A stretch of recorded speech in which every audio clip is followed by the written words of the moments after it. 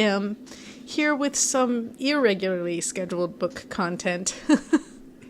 Most of my content has been television lately, and I do still plan to do a video on Spider-Man Brand New Day, but I thought maybe I'd slip in some books for variety, and because I finished a couple recently, and they're very different, but I gave them the same rating, so I find that interesting. You may not.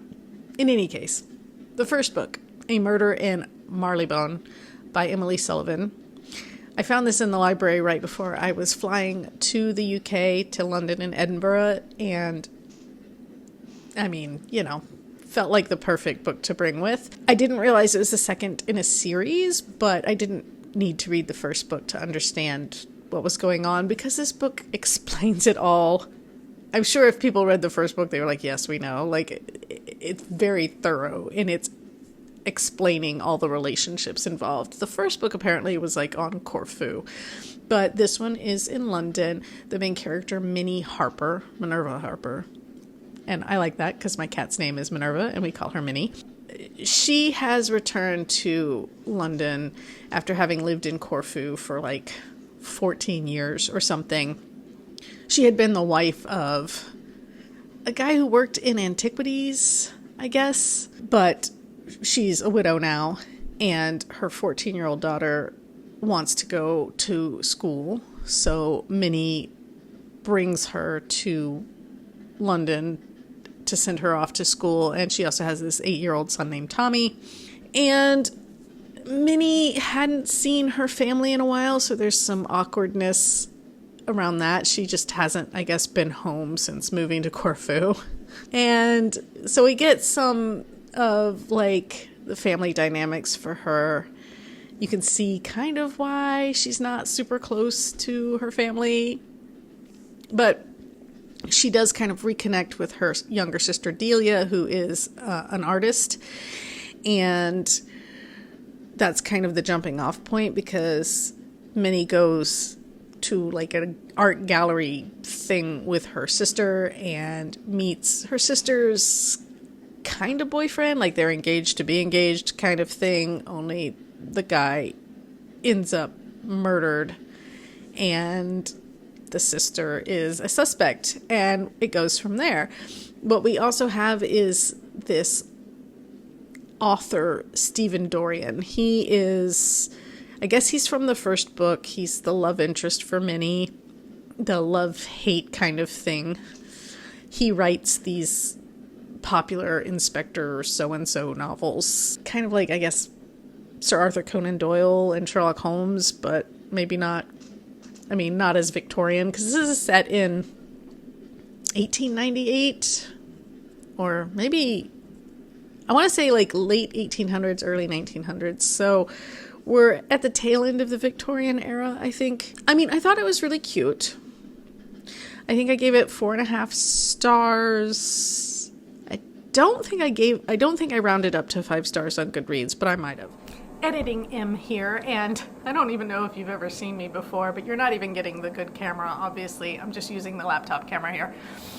I meant to say, and forgot to say, that basically the thing that kind of took away from this book is that Minnie is kind of stupid.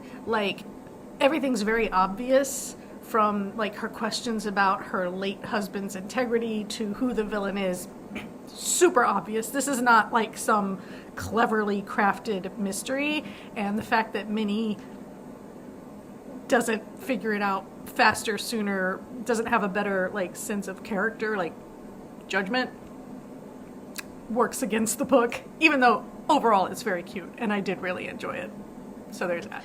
It was a very engaging read. It was perfect for taking on this trip, and while I don't necessarily feel compelled to go read the first book, mostly because I feel like I got the whole story in this book from that book, they explained it so thoroughly, I'm well, I don't even really need to read it. And would I keep reading these? Yeah, maybe. So I really liked the Crowther and Westerman books. This was a little more lighthearted than those, and those are set, I want to say, in the late 1700s. So there's a time period difference too, but it is a widow woman who is helping this, I want to say he's like some kind of coroner type guy, some kind of like anatomist or something, and they solve mysteries together. And this had a similar feel of the widow and the guy, different tonally, but at the same time it just brought to mind those books, and I really liked those books, so I really liked this too. I don't know, it was cute.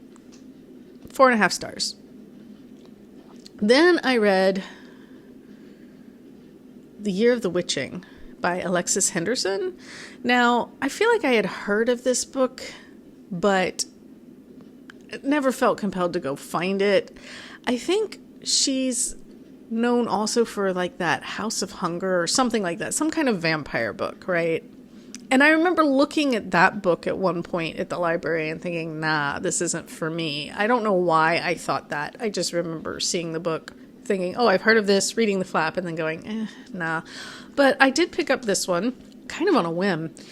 And this is set in a fictional world that feels like, I don't know, 1800s-ish Americana. Like, there's some stuff that feels vaguely Mormonish and like pioneerish, like the feel is.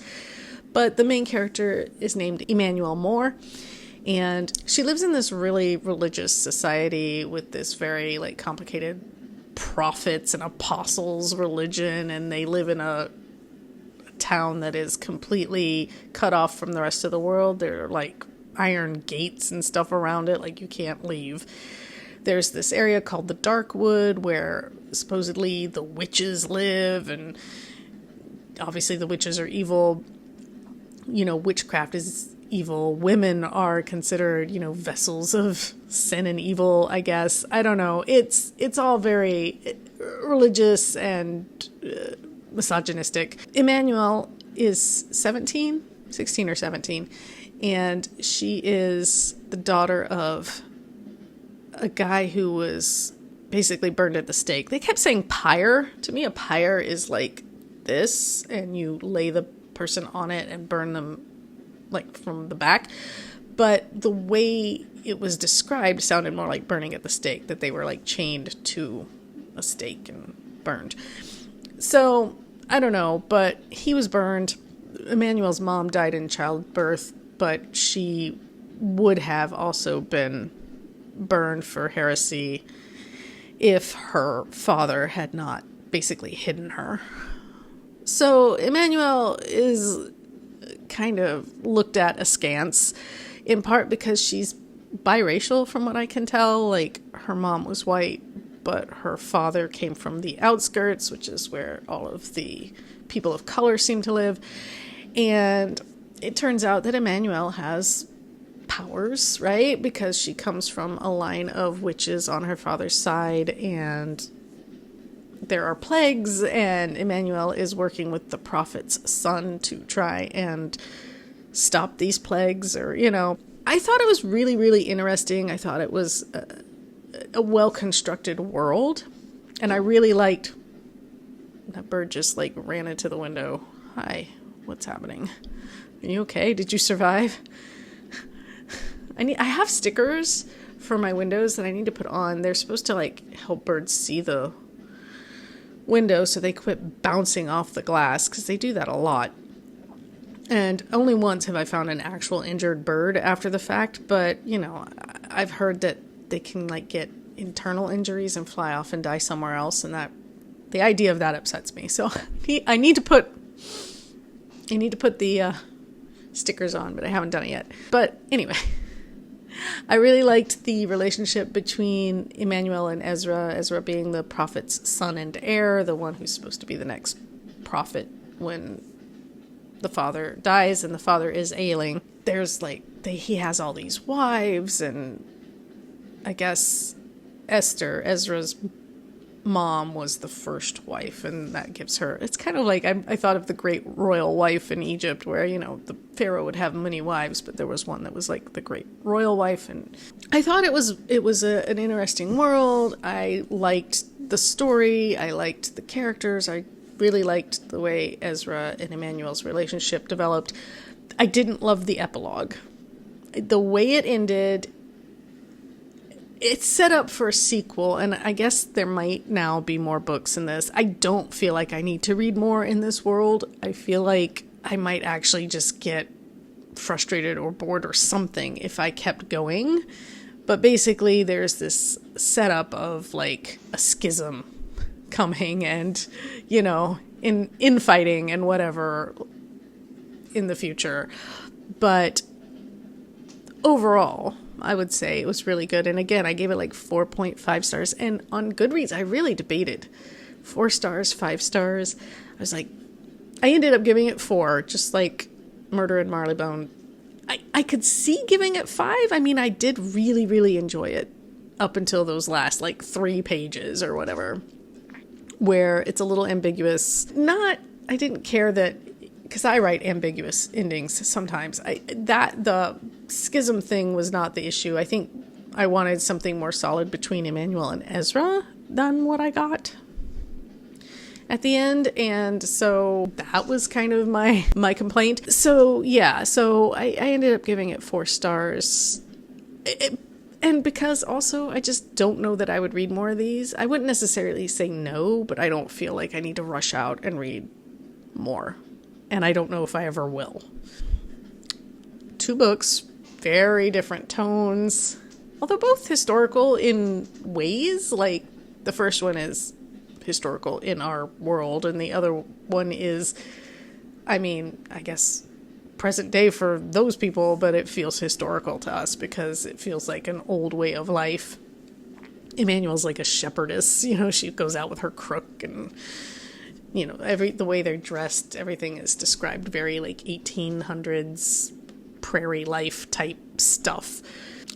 I am waiting for a library book. The next Anna and Den book just came out, and I'm first on the list at the library for it, but I guess they haven't yet like put it into circulation. I'm like, any day now, any minute now, I should get the email that says my book is ready. So I'm trying not to get too deep in anything else because I know I'm gonna have to set that aside once this library book comes. And I started Homecoming by Kate Morton. I've had it for years. It was like a Christmas gift one year, or a birthday gift, back when it came out in like 2023. And I finally am like, oh, you know, I should, it's thick. It's 566 pages or something. So I'm like, you know what, I'll just start this. And to be honest, I'm like 30 something pages in, and I really like it. I've really liked a lot of Kate Morton's books.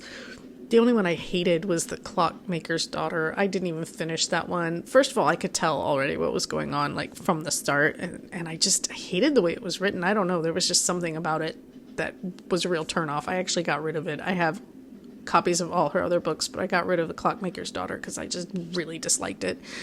But anyway, I am enjoying Homecoming, and I don't even know if she's written anything else since that one. She usually comes out with one every couple years, I think. House at Riverton's still my favorite, but they're all pretty good except for the one. So that's where I'm at, and yes, I will talk about Spider-Man Brand New Day in a couple days, and I'll finally see The Odyssey next week, and I'll be able to talk about that too, but I'll try to also keep books in the rotation. Yeah, until whatever I talk about next happens. Until next time, take care.